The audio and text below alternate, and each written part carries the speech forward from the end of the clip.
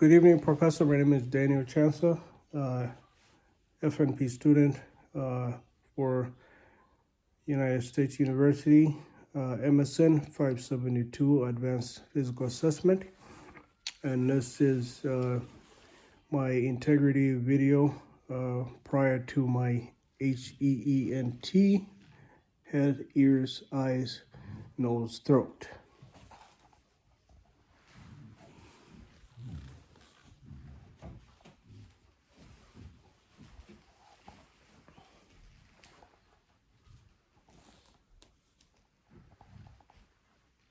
And that's my patient.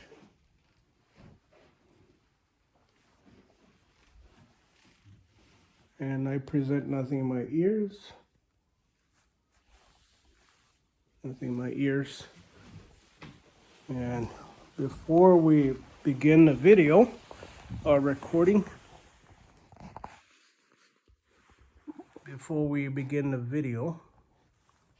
assessment video, I would like to grab consent from my patient, if it's okay to continue recording and post the video on YouTube as Unlisted for my professor to view my assessment skills. Yes.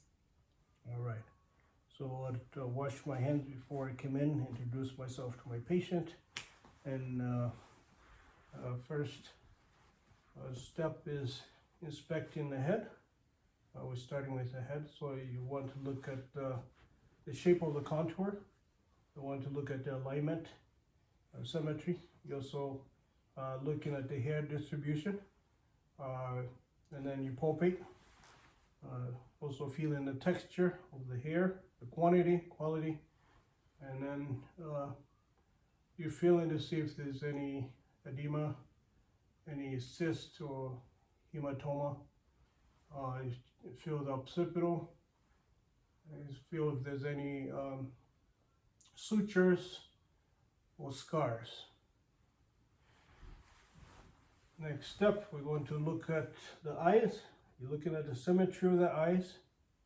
You're also looking at the sclera of the eyes, the color of it. You're looking at the eyebrows. You're looking at the eyelashes to see what direction the pattern. You're also looking at the closure to see if there's one eye that closes any involuntary facial movements. Before I shine light in the eyes, I will do the Snelling test.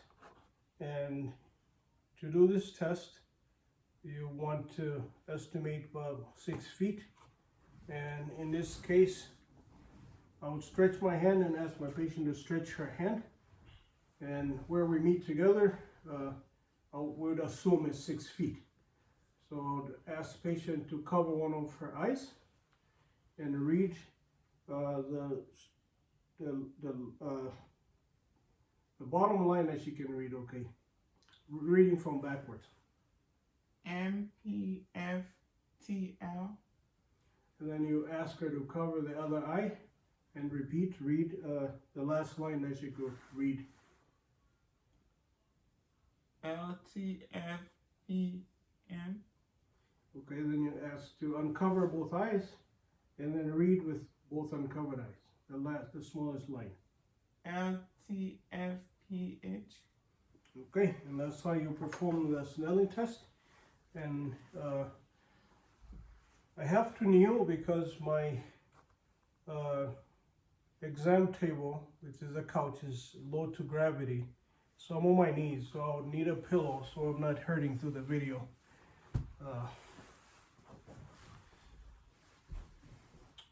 So that's how you do the Snelling test. The top number represents the distance from where a patient is to the chart, and the bottom number represents the actual line that patient is reading from 20 feet. We look at cranial nerve number 2, which is the optic nerve, and we assess this by movement of the eyes, and if eyes can constrict with the visual acuity of a light in the eye. If I have patient look at this from a short distance, this is, I can see the eyes constrict, and I ask patient to focus at a distance, and you can see the dilation of the pupils. So we use the pen light now to check the reaction of the eyes reacting to light. So you could look into one, and then you do the same to the other. And then we can do direct light and consensual, excuse me. So we have direct and consensual. So direct is where I'm going straight at the left eye, and also I'm going direct at the right eye. But consensual, I'm going to flash my light in patient's left eye, and I'm actually assessing the right eye. And again, consensual, I'll be shining a patient's right eye and assessing the left eye. So that's how we do that.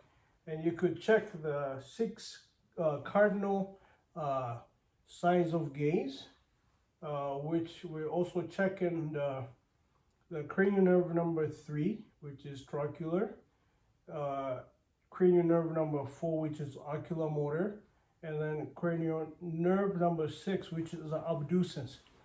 So cranial nerve number 3 is going to be on the outside, top and bottom, the top corners and bottom corners.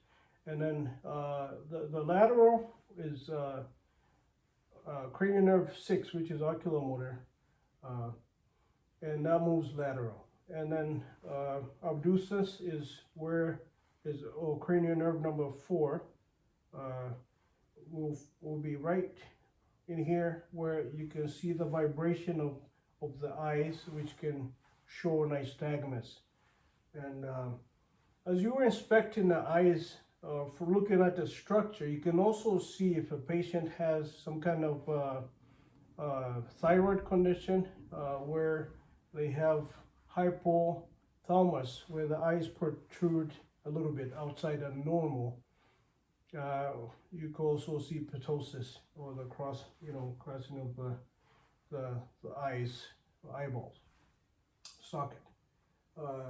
So we're going to use the otoscope at this point to visualize the internal structure of the eye. And I would want to use the brightest light and the biggest of it. And if I'm going to examine the left eye, I'm going to use my left hand. And the right hand is going to brace against patient's head. And then the right thumb will help to raise the eyebrows so you can visualize the eye itself and the internal structures. You'd want to come in at a 15-degree angle. And for the sensitivity of the light, I want actually flash in the eye. So you turn your light on, and you'd want to come in on a 15-degree angle. And the first thing that I should be noticing is the red light reflex in both eyes, and the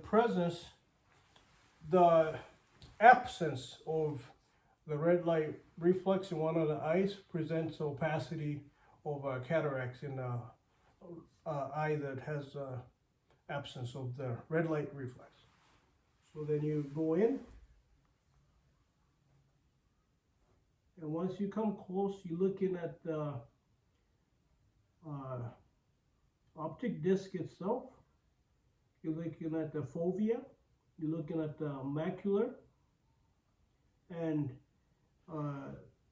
the disc color is an orange color, and you can visualize the veins, optic veins and optic nerves, and the ratio of disc to cup is 3:1, and cup to disc 1:3. And you repeat this on the other eye. You want to come in at a 15-degree angle, and then once again using right eye, right hand, left hand to brace against patient's head, and left thumb to help raise the brow, so you could visualize the eye itself. As you were flashing the light, you could take a look at the lenses, the iris, and the cornea itself. As you go in, you see that you have presence of bilateral red light reflex, which is orange. And as you come in, you can see the optic disc, you can see the fovea, you can see the optic nerves, you can see the macula, you can see the optic veins and arteries. And in the eyes, the veins present to be larger than the veins in the eye larger than the arteries. And now we can move to the nose. As you looking at the nose, you're looking at the structure of it. You're looking to see if there's any obstruction using your scope light.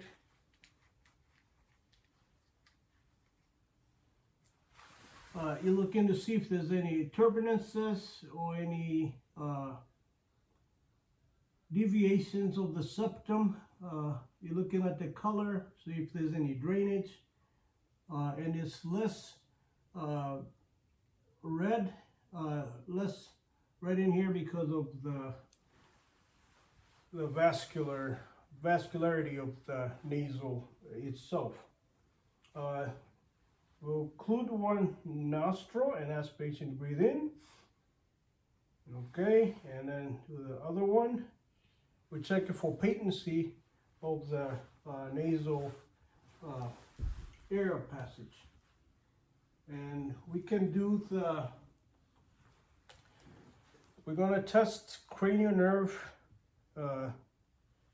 1, which is olfactory. At this point, we ask patient to close the eyes, and we're going to close one of the nasal nostrils.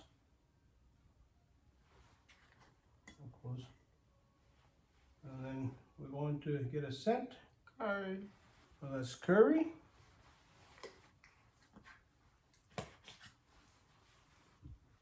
Okay, you go include the other one. Cinnamon. Okay, cinnamon. So we can tell that our patient has no abnormal findings with her nasal. There's no drainage. Because sense of smell is there with the olfactory, which is great. Now we're going to take a look at patient's ears. As you're inspecting the ears, you're looking at the symmetry. You're looking at the auricle on both ears to see there's no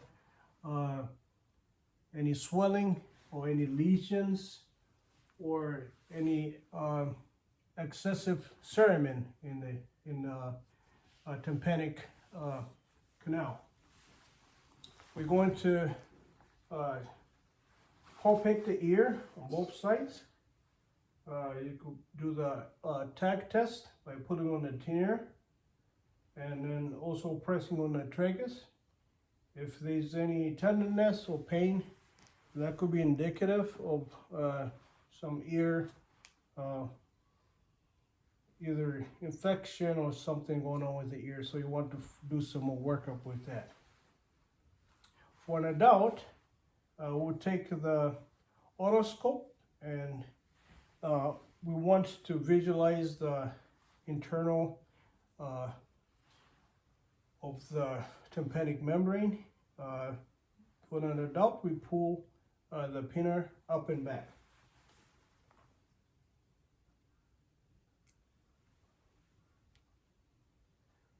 As we visualize the internal of the ear, we can see the tympanic membrane is pearl gray, and we also can see the process of malleus and the incus. We can see the hand of malleus, and we can see the cone of light. On the left, it's 5 o'clock.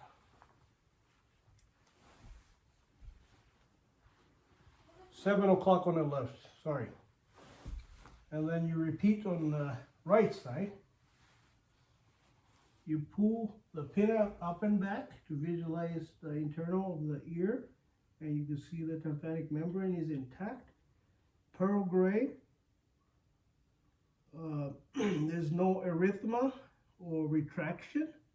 You can see the process of malleus. You can see the short hand of malleus. You can see the incus.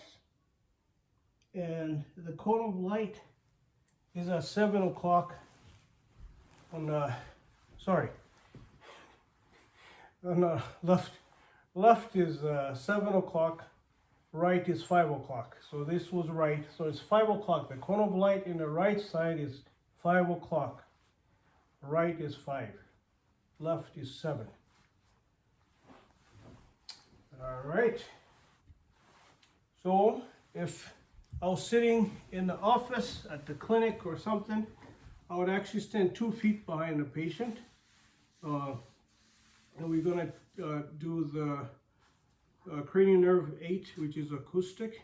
We're gonna check that by having patient kind of rub on the tragus and push there to occlude the earring in one ear. So then I'll whisper, it's a whisper test, I'll whisper 2 or 3 syllable words. Soccer ball. And then you repeat on the other opposite. Basketball. And that is your whisper test.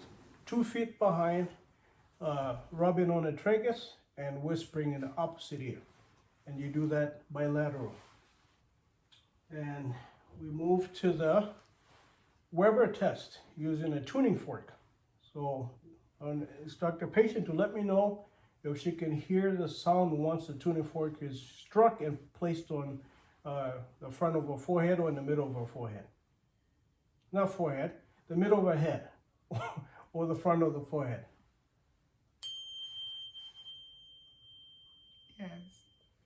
Okay, so she voices, she can hear both ears, which is a normal finding. Abnormal finding is when one ear you can hear and the other one you can hear. And then the Rhinus test, once struck, we'll put the tuning fork on the mastoid process, and then patient will let us know if she can or cannot hear the sound after we move from the mastoid process.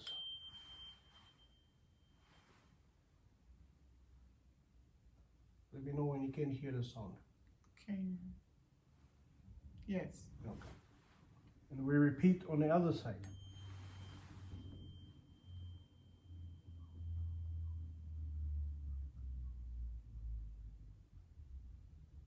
No. Yes. Okay.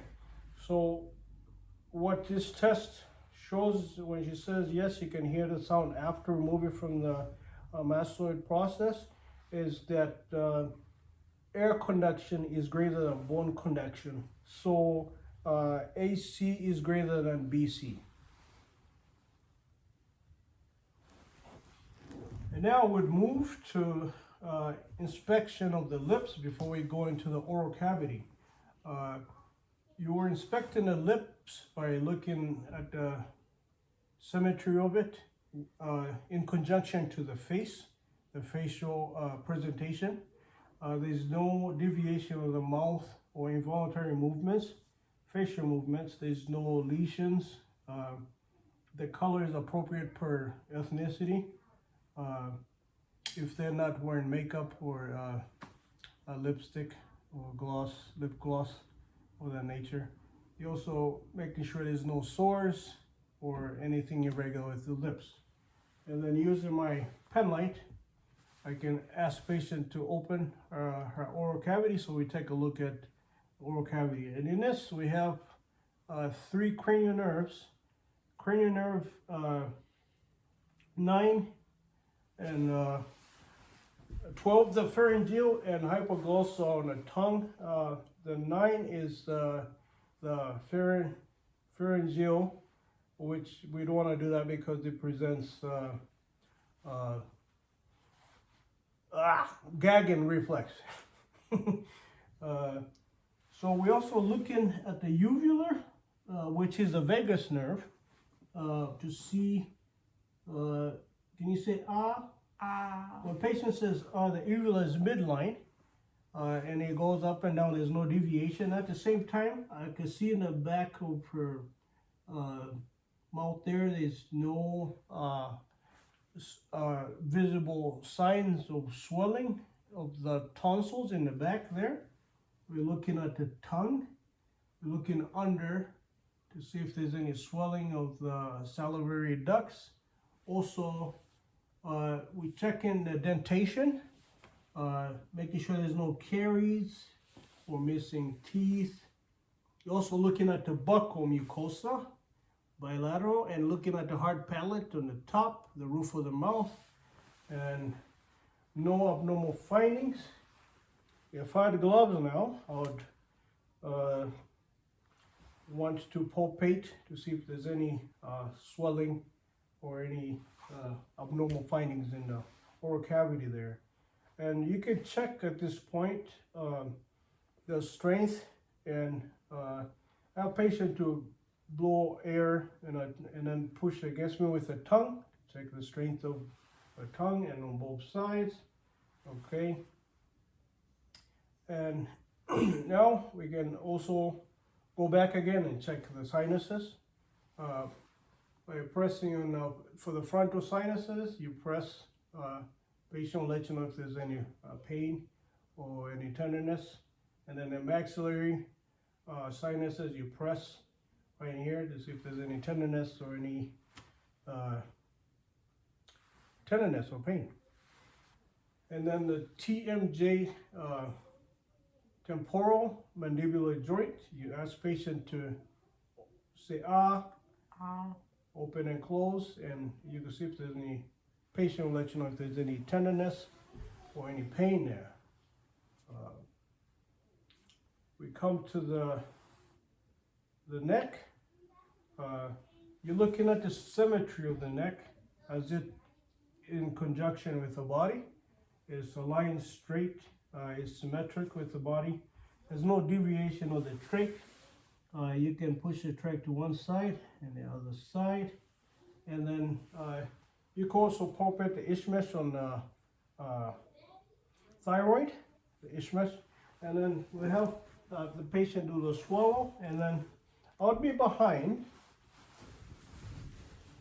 And then you place 2 fingers right in here as she swallows, and you can palpate if there's any abnormality there.